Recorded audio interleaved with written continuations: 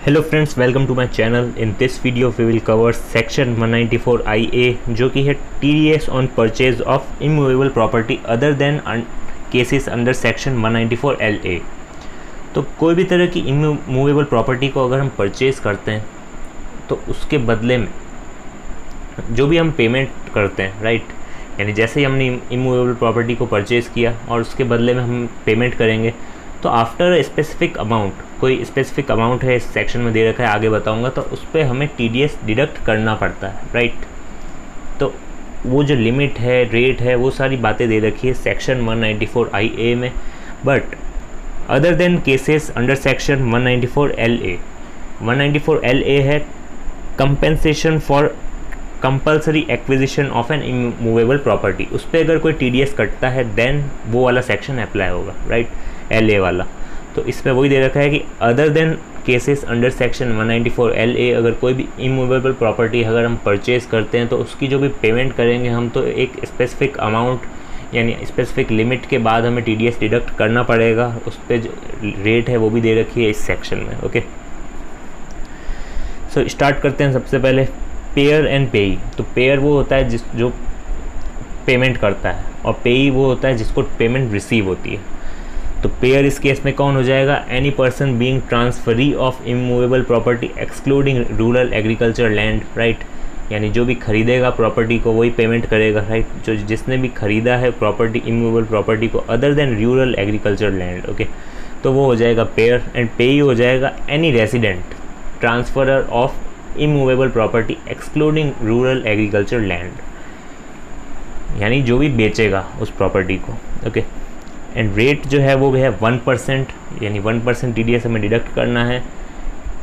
25% rate जो है वो रिलैक्सेशन मिलेगा हमें कोविड-19 के लिए, वो है 31 मार्च 2021 तक, राइट। तो वो एप्लीकेबल है अभी के लिए। और लिमिट इसमें दे रखी है मोर देन और इक्वल टू 50 लाख, यानी मोर देन या फिर इक्वल टू 50 लाख का अगर हम इमूवेबल प्रॉपर्टी खरीदते हैं तो उसकी जब भी हम पेमेंट करेंगे तो हमें क्या करना पड़ेगा? 1% TDS जो है वो डिडक्ट करना पड़ेगा।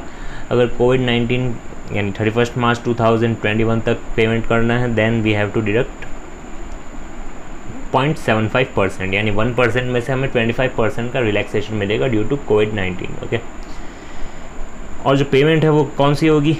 Consideration for transfer of immovable property excluding rural agriculture land.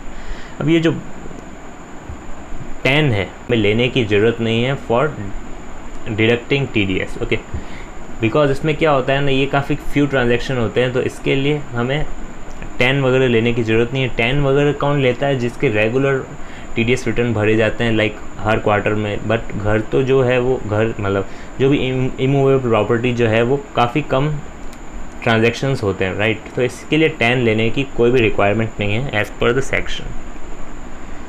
And जो रूरल एग्रीकल्चर लैंड को एक्सक्लूड किया गया because it is not the capital asset with in the meaning of section 2 subsection 14। Okay, यानी ये rural agriculture land जो है वो एक कैपिटल एसेट की डेफिनेशन में फॉल नहीं करता, that's why it is excluded. But अगर कोई अर्बन एग्रीकल्चर लैंड है देन TDS डिडक्ट होगा, बिकॉज अर्बन एग्रीकल्चर लैंड के लिए डिडक्शन हमें मतलब एग्जेम्पशन हमें कहाँ मिलता था? Only under compulsory acquisition cases, but other than that हमें डिडक्ट करना है उस पर भी TDS, राइट।